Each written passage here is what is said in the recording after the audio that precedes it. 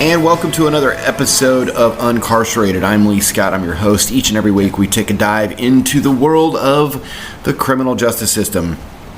Normally I have on a guest. We try to take a look at the road that got people where they were, whether it's jail, prison, mental health institution, what their experience was like in the criminal justice system. Were they railroaded by a public defender? Did they not have enough money for a paid attorney? Did they watch people with greater charges get less time because they had a paid attorney?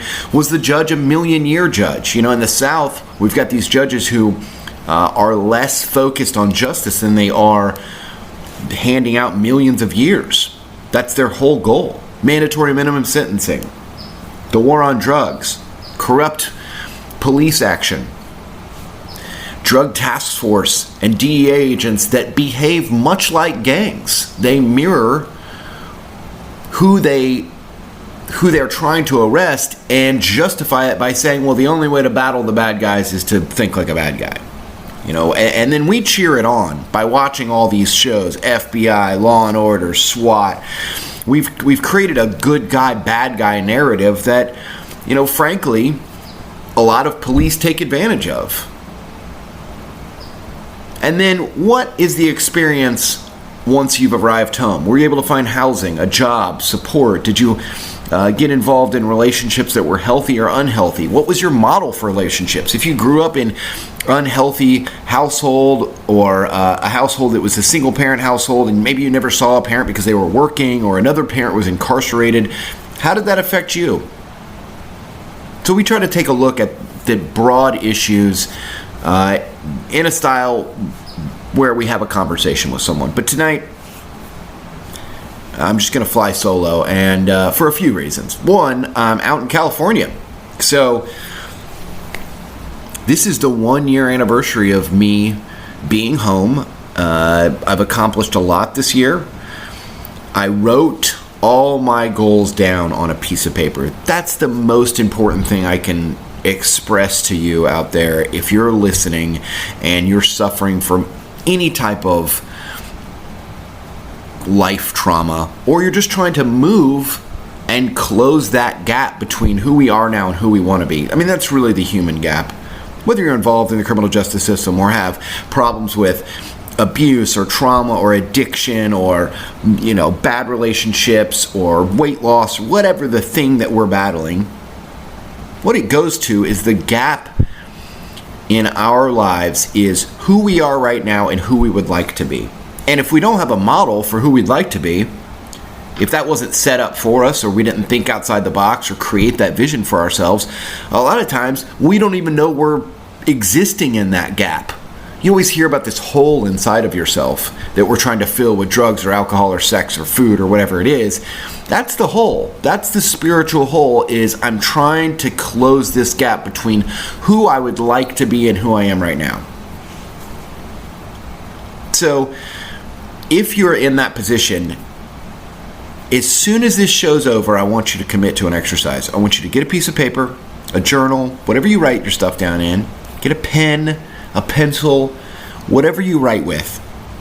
I was just gonna keep listing writing utensils and see how long you guys would listen for, but I'm not gonna fuck with you like that. So write down what you'd like to accomplish by this time next year, and then the sub steps it would take to get there. So if it's lose 50 pounds, join a gym, commit to 3 times a week, 4 times a week, cardio 4 times a week, of yoga, weight training, whatever that is. Not eating after 7 o'clock, drink a gallon of water a day, whatever it looks like that will get you to your weight loss goal a year from now. And write it down. We think about it, we join apps, we join gyms, we get new jobs, we try to save money. We do all these things to accomplish our goals, but we don't write them down, and then we don't know why we didn't get there. I promise you, writing them down is the foundational key to this thing. So a year ago, I wrote down, move back to Florida, get a house, get some plants. If the plants don't die, get a dog, get a car, get a 4Runner. I really wanted a 4Runner. Get 2 jobs. I knew that one job wouldn't just pay the bills.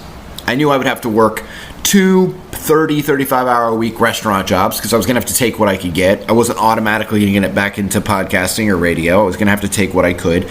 Or I'd have to get a full-time job and then a part-time job on the side. So for about 8 months, I painted during the day and I cooked at a diner at night. That's what I did. But I wrote everything down. I was very specific. I made sure the goals were SMART. I used the acronym: specific, measurable, attainable. I didn't write down, I want to be a doctor. I would like to be a doctor. Okay, because that's not attainable. It's not going to happen for me. I'm not going to play in the NBA. But I wrote down all my goals. And a lot of the guys that were around me in this recovery while incarcerated program that I was involved in, which is basically like prison, but they make you go to NA meetings and they have some classes where the material was written 20 or 30 years ago. It's all very broad. It's not set up for specific counseling, although that was available if you sought it out. But a lot of guys were just trying to do the time and not let the time do them. And what that means is, you hear this moniker a lot when you're in prison or jail. Letting time do you is sitting on the edge of your bunk, chewing on your fingernails, pacing, being a stress box, getting on the phone constantly and calling home, trying to control your wife or ex or baby mama, worried about things on the outside of the fence, worried about how the corrections officers treat you. You get guys who, they get obsessed with various things in there and they let the time do them. I'll give you a good example. There's always one guy who is constantly writing up everything. So there's a procedure if you see something in prison that violates your civil rights or is unhealthy. For instance, the food isn't good, right? The food is not enough. It's not meeting nutritional standards, whatever that is. It's gross, okay? So you get guys who write it up. They get a piece of paper, duplicate copies. They send one to the administration. They send one to a guard. They send one to a counselor. They keep a copy for themselves. They follow the procedures. They go to the law library. They find precedents. They try to commit to bringing outside cases and dealing with an attorney to sue the Department of Corrections. And they get obsessed. This is how they spend their days. They walk around with folders, 7, 8, 9 inches thick folders in laundry bags. They carry it around with them to the law library, back and forth, while everyone else is going to the rec yard or watching a TV show or betting on sports or playing cards. These guys are on their bunk writing all these things up. Now, if you confront one of these guys, they'll tell you, and reasonably so, you can't really argue with it, if I don't do this, these people will get away with anything. But if you play the tape out, they do get away with anything. Most of these write-ups go to the circular file. They never see the light of day. Most lawsuits are settled out of court or dropped altogether as frivolous. The Department of Corrections has way more resources on their side, with attorneys being state affiliated, being protected, than an inmate who has no credibility just by the uniform he's wearing. But these guys don't play the tape out. They don't see that what they're doing will actually accomplish nothing, that it's a waste of their time. They could spend their time learning a new language or writing home to their family or exercising or meditating, whatever the thing is. You've got years and years on your of time on your hands, and these guys get obsessed with this stuff. Others guys get obsessed with playing cards, betting. Gambling is a huge one, and I'll dive into that in a moment, but people get obsessive in there. And depending on what your obsession is, you can either be doing time or letting the time do you. Well, my whole goal was self-improvement. I did not want to go waste my time for a year or however long I was going to be gone for. I wanted to improve myself mentally, physically, spiritually, emotionally. The first time that I got in trouble, I realized maybe I had some mental health and some addiction issues. Extremely self-destructive. Trying to kill myself using air duster, inhalants. I was very, very unhappy with my life and where I was, the death that seemed to follow me everywhere. I had survival's guilt. I just didn't want to live. So instead of going to a mental health facility long term, which is where I should have been, because of my lack of health care or money or the ability to pay an attorney, once I was involved in the legal system chose to deal with me with incarceration. So I knew that I was going to have to deal with my mental health problems while I was gone. And I did. But I came home and I violated every single rule that you should live by when you return home. When you've become uncarcerated, do not get into a relationship for the first 2 years. I did. Do not move to a new place. I moved to 2 new places. Don't bite off more than you can chew. I was writing for a publication, doing a radio show, managing 2 households, and had my 19-year-old feral son with me, who I love. I love you, Elijah. But, he was 19. He wanted our house to be like a frat house. All of that was too much too soon. And, as a father, your instincts tell you, take care of my children, especially if you've been gone for a little while. In my case, I was a single dad for many years before I met my wife. I had my son and my daughter, met my wife. Then my wife passed away, and I was a single dad with 2 kids again. So after a couple of years after she passed away, and I blew the whole thing up and went to rehab and then went to jail and then went to prison, it's the first time I haven't been a single father, that I haven't been with my kids. So immediately when I came home, I wanted to take care of my kids, but I hadn't learned how to take care of myself yet. A drowning person cannot save another person from drowning. So it may go to your shame and guilt places. It may go to the embarrassment or the fact that you're letting your family members down. But taking care of your children is not your first priority when you return home. It just isn't. Now, society can look at you like you're a scumbag. Yeah, you probably shouldn't have had kids. You probably shouldn't have made the mistakes you made. But you are where you are. And if you would like to get your children back and you'd like to be involved with your family, if you'd like to be in a healthy partnership or a relationship with your ex or a new partner, take care of yourself for 2 years before you do any of those things. I did the opposite of all that. And the first sign of some stress and some trauma, I did the exact same thing again, and I was sentenced to a recovery while incarcerated program. So this time I knew I had dealt with my mental health problems, and I knew that I had dealt with some physical and some spiritual aches, and I had been in therapy.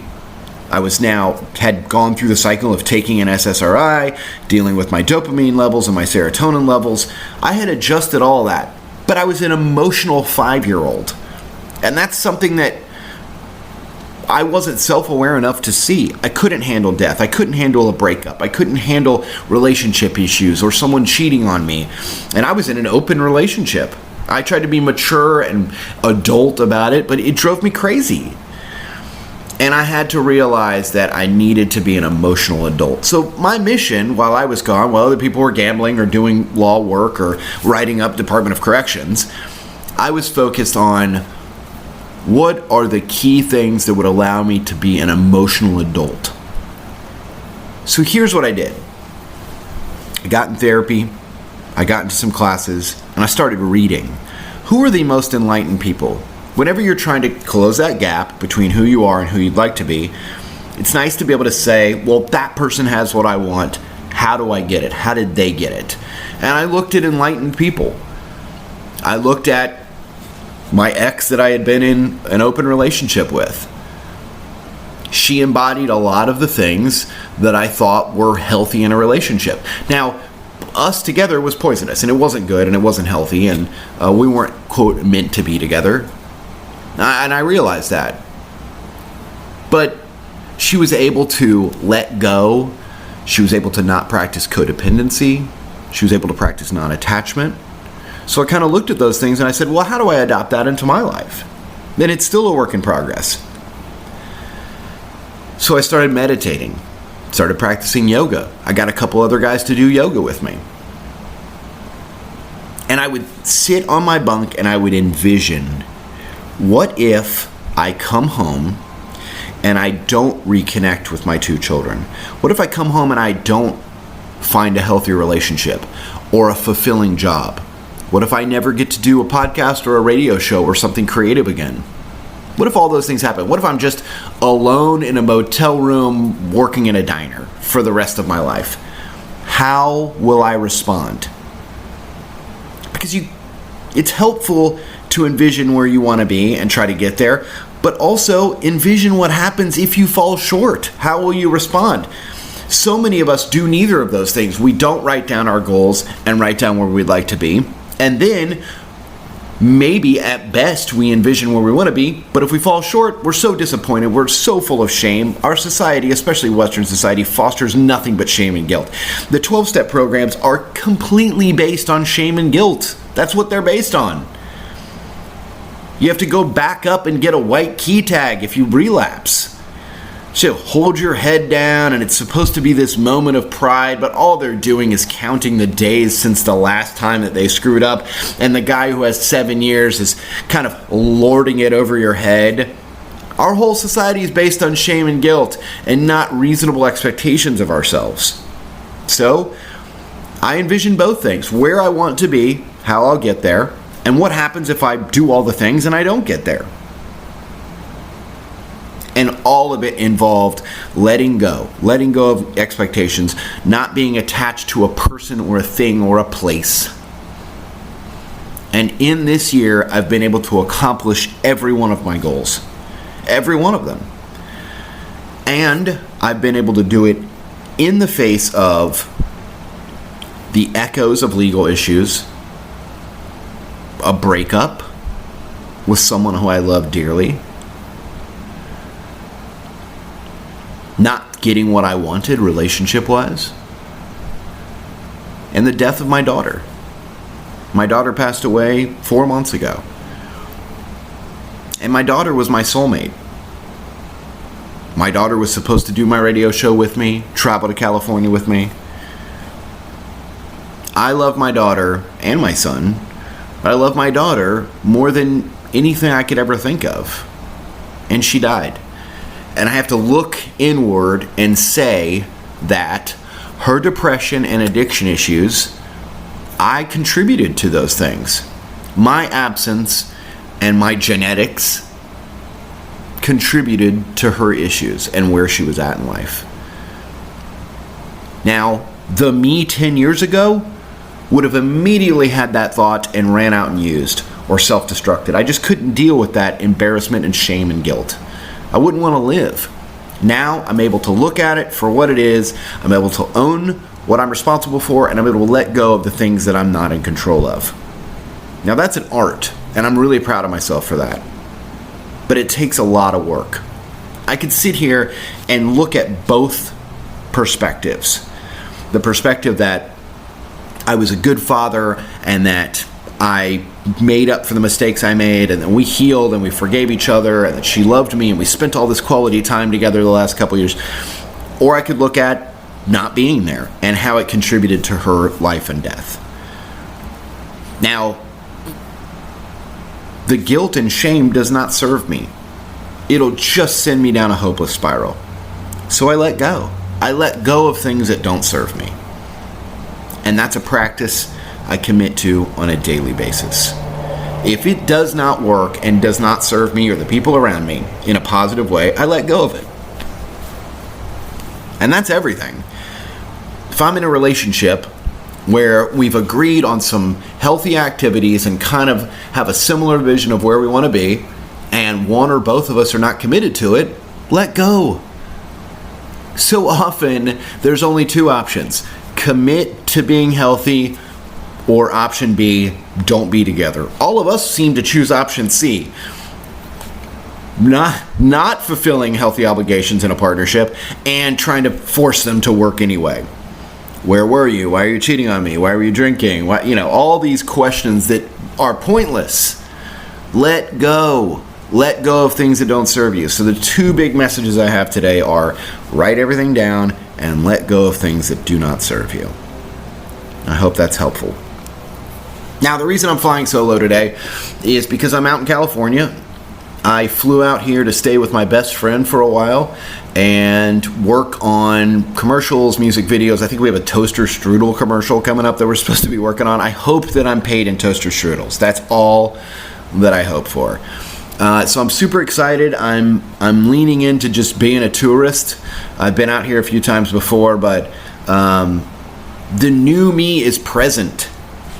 I don't even remember the last couple times I've been here because it was just a blur of like relationships or battling to make someone love me or using or whatever it was, and I never stopped to smell the roses. And yesterday I went for 2 huge hikes by myself, looked at all of the flora, the wonderful flora that California has to offer, and I woke up today and my buddy is scouting a location and I'm not part of that part of the job, so I had a few hours off and I was like, you know what, I should do an Uncarcerated and kind of let people know where I am. And I'm just super happy that I was able to do what I've been able to do this year, because it so easily could have gone the other way. If I didn't write things down, if I wasn't able to let go, if I had just been way in the jar after Haley died and not able to use the tools that I have at my disposal. Therapy, I go once a week. Yoga, 3 or 4 times a week. Meditation, almost daily. The gym, a couple times a week. So if I wasn't able to do those things, I wouldn't have gotten here, and I definitely wouldn't have been able to enjoy it while I was here. So I thought I'd do an episode. And there's a couple of things I wanted to touch on too, along with sort of the keys to a healthy lifestyle. Oh, vitamins and supplements. That's the other thing that really has been super helpful for me. My best friend I'm out here with, I brought some vitamins for him, and he was like, Jesus, man, I'm not taking that many vitamins. What's wrong with you? My body can't even handle it. And he started to go over all the reasons that his insides couldn't handle these vitamins. And I was like, dude, I've seen the things that you put in your body. A vitamin is not what you need to be worried about right now. But yeah, that's another, I think there's probably like 15 or 20 real tools that you can use. And what I tell people that I'm mentoring is just pick 4 or 5 of them and commit to them. And you want to bring more things on board or rotate things in and out, that's fine. It looks different for everybody. But have 4 or 5 things that you're committed to that go to self-care. Positive self-talk, yoga, meditation, exercise, vitamins and supplements, meetings, church, whatever pick your 4 or 5 and stick to those things and do them to the best of your ability. And you probably will be okay even when you're not okay. And that's what we're really trying to do, is just be okay when we're not okay. So I'm out in California. Got a bit of bad news last week. Lost another friend to addiction, and on the heels of the death of my daughter, it becomes harder and harder to accept death, and it becomes harder and harder to not look at myself and go, Jesus, man, is it you? Are you the fucking angel of death, for crying out loud? This is a guy that I hung out with on a daily basis. This was my sports gambling partner. We would pick every single college football game and every single pro football game, the spreads and the over-unders. It was like 200 picks every single week, and we'd bet $1 on each one. And, it sounds terrifying, and at times, you look up at the board and you're down $150, but it always evens out to where, one person loses or wins $10 or $15. So, but it's just, it was exciting to sit there with a guy and like sweat out every single game. You know, we're watching like a BYU Utah State game that we have no vested interest in, but now that we've got $1 on it, we're going to stay up till midnight and watch it. And we just had a lot of laughs. And in prison, often you get the best version of people because they've spent a year drying out. Their brain is repairing itself. They have hopes and dreams. They have a healthy routine. They're exercising every day. They're sweating out all the toxins. They're not involved in any unhealthy relationships because they're by themselves. They don't have the stress of everyday worry of bills and traffic and all that. You know, it's just you're in a little bubble of self-care if you're doing your time right. And I just really love this guy. And it was hard to see him as an addict. I mean, he told me that he had issues with meth and heroin, and you look at the guy and what his interests were and the type of guy he was, and you know, he seemed like a bit of a douche, you know, like I used to tease him and tell him I could definitely see him in like a pre-torn Corona visor vaping, you know, like he just kind of was, you know, looked like a fratty douche, but he definitely didn't remind me of somebody who could be in the depths of addiction. And he came home before I did and was involved with a program called Oxford House, and he relapsed and went back to jail for a couple weeks and got out, went back to Oxford House. And he went through this cycle 4 or 5 times. He really struggled, and he'd talk to me when he was on the upswing, and then I knew he'd be on the downswing because he would disappear for weeks at a time. And I got the news last week that he overdosed and died. And he was young. He was 28, 29 years old. And, you know, just an unfulfilled life. And at this point in the drug and alcohol world, it just really only takes one time. And, you know, it's always been like that. We always try to act like things are worse than they were 10 years ago, 20 years ago, 30 years ago. But this fentanyl stuff that's going around will kill you in just one time. And it's in everything. You know, you think you're doing something. You know, I think heroin addicts know that they're taking a calculated risk. Using a needle, using heroin, you can overdose and die at any point. But you don't expect that when you're using other drugs. And fentanyl's in those drugs too now. They're putting it in everything. So it's dangerous. It's Russian roulette. And it just leaves the rest of us here missing you and loving you and having to live with a ghost. It's unfair. It's upsetting. It pisses me off, especially in the case of my daughter, who is, 18 years old. And you should be able to make a mistake and bounce back at 18. A mistake at 18 shouldn't just determine the rest of your life or death. And it's frustrating. So I just wanted to acknowledge Levi and what a good-hearted big gorilla of a human he was. And I love you, big guy, and I'll miss you. And if you're out there listening right now and you're struggling with addiction or just whatever you're struggling with, please apply some of the effort that you would into staying in your shitty relationship or your unhealthy habits or your addictions. Some of that hardcore perseverance and effort that we know that you're capable of, apply it to self-care. You are worth it. And you can find all the reasons in the world why you're not worth it. Again, it goes back to perspective. The 2 wolves. You got 2 wolves. Which one grows to be the biggest and the baddest? The one that you feed. So instead of feeding all of the evidence that you can find to why you are a shitty person, or you're ugly, or fat, or you're not smart, or you don't have any money, or you don't have to buy a house, feed the wolf that says you're compassionate and funny and kind and people love you and God loves you, and feed that wolf. At best, you accomplish the things you want to. At worst, at least you feel okay on a day-to-day basis in this topsy-turvy world we live in. I'm out here in California right now. Both my friends have more money than I do. They have nicer houses than I do. They're involved in the career field that I would love to be involved in. They live in California. I live in the white trash version called Florida. I could find all the evidence in the world that I suck, that I've made these mistakes, that I've been to jail and prison, that everybody looks at me differently now, that I'm judged on a different set of circumstances and standards. I could find all that evidence, and yet every day I don't. I find the evidence that people invite me places, they want me to be here, they want to be involved with me creatively, that I look like myself and I love myself. So, just...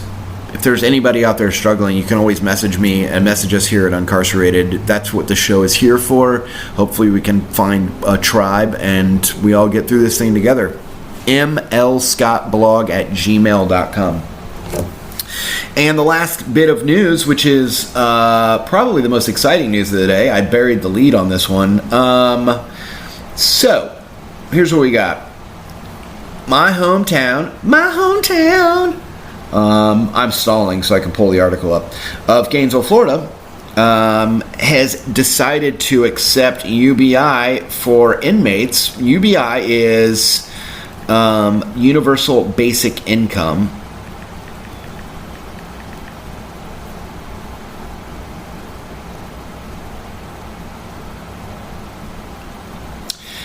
The esteemed Mayor Lauren Poe of Gainesville, Florida, who, even though my good friend, one of my best friends, Jen Powell, ran against him, I still think Lauren Poe does a great job. And ex-prisoners in Gainesville may be soon getting a guaranteed income. The city and its partners are still in the early stages of design with unanswered questions as to who will qualify to receive the money, how many people will, and how much the income will be. But here's what we do know. The money will not come from taxpayers. It'll come from a privately funded program. No city funds will go directly to the program. City workers' time may be spent working on the development of it. I like that the first two things on WCJB.com were, don't worry, regular humans, you're not going to have to pay for the bad humans. I just think, before I dive into this, why do we even think that way? In Buddhism, there's a theory of living with abundance. If you live with an abundance mindset, that there is enough food and water for me and for everybody I need, that I love, then more things come to you and more things come to the people that you love. If you live with a hoarder's mentality, that this is mine, I earned it, you get none, you made mistakes, so you live over there, I didn't make mistakes, so I live over here, I'm not going to rent to you, I'm not going to hire you, and I'm definitely not going to give you any of my tax dollars. That's the idea that many Americans live with. It's judgy and harsh, and I see a lot of even my liberal friends, my neoliberal friends, who subscribe to this. I mean, we expect conservatives to subscribe to this. Christian conservative movement is full of backhanded, low-key judgment. No one can judge you but God and Jesus Christ our Lord and Savior, and yet I'm constantly judging you. Not going to sit next to you in church. This is me, mine, you get none. We expect conservatives to live with that, and to act like that, and to legislate like that, and to vote like that. We don't expect it out of our liberal friends, but so often I see people that I know that are liberal that put up a yard sign and that are for criminal justice reform, and when it comes time to hire someone or rent to somebody, all of a sudden, or have someone date your daughter or your son, all of a sudden that wall goes up. It's fine unless it's in my backyard. Well, guess what? It is in your backyard. Every time you are driving in traffic, working in public, paying taxes, it's going to affect you. People's mental health and poverty situations and addiction and criminal problems do affect you. You're either going to pay taxes for the prisons and the jails and the funerals and the health care for people who are living in addiction and poverty, or you're going to pay for programs to help them on the front side and the back side. And when people have paid their price and they've been incarcerated and they come home, it is our civic duty to help them. Just like we just like we don't do the people who've served. It's the same philosophy. Support your troops, support your troops, support your troops. I don't mind paying taxes that go to bombs and military equipment and guns, and I'll watch war movies and I'll cheer it on, but I turn the other way when I see a homeless vet. That's the philosophy that so many people in America live with. It's hypocritical and judgmental, and it ruins our country. Instead of having that philosophy, have the philosophy of abundance. Let's help people at a young age get out of poverty. Let's train people. Let's create vocational systems. Let's create healthcare systems that foster mental health and emotional responsibility and emotional intelligence at a young age so they can avoid these problems. And if some people fall through the cracks, as we know that they will, when they serve their time, let's make it be rehabilitational, and when they come home, let's have systems in place for support.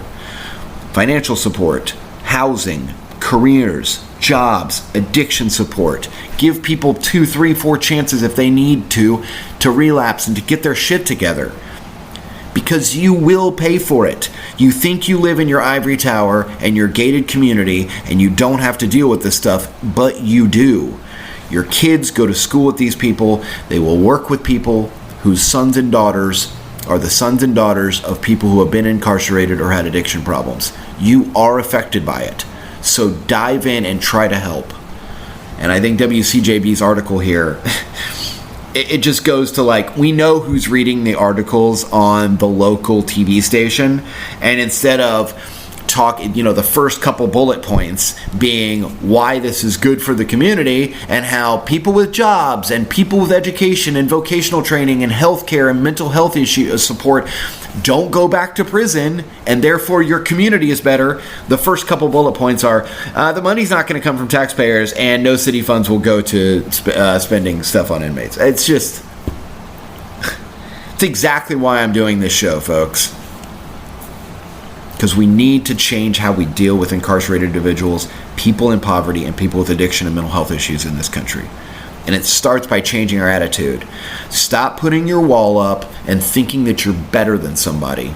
Because you made better decisions, your parents could afford to send you to college, or you could afford medication when you were sick, or you could afford health care when you didn't feel well, or mental health, or rehabilitation when you had issues. And this group of people over here couldn't afford that, and they paid the price for it.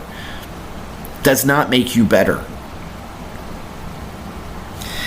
It's not just a financial support system, but part of a study for a nationwide issue led by the organizers. Mayors for Guaranteed Income, and Lauren Poe is a member of it. So I applaud you, my man.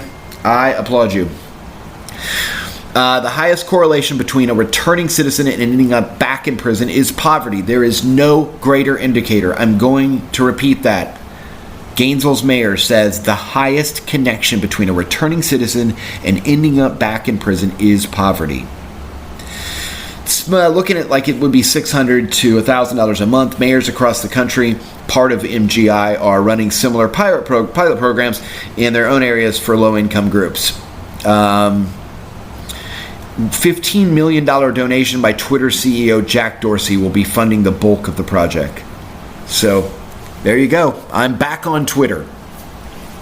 First to ban Trump and the first to donate money to helping some people. So Poe is partnering with the nonprofit Community Spring, which I'm going to try to get Mayor Lauren Poe and Kevin Scott from Community Spring. I've reached out to both of them to see if they'll come on the show and explain how the program works. But Community Spring is really cool. I just read about it, and basically they target people living in the poverty level or returning from incarceration, and they do instead of giving them Universal Basic Income, UBI, they have a job creation program. So it's almost like Job Corps. You kind of work there. They have a job for you there. It's a 9-month program, and you're able to earn money, and then they're able to also have conversations with you and kind of connect the data points to all the people in the program and see where people are falling into poverty and addiction and that kind of stuff. So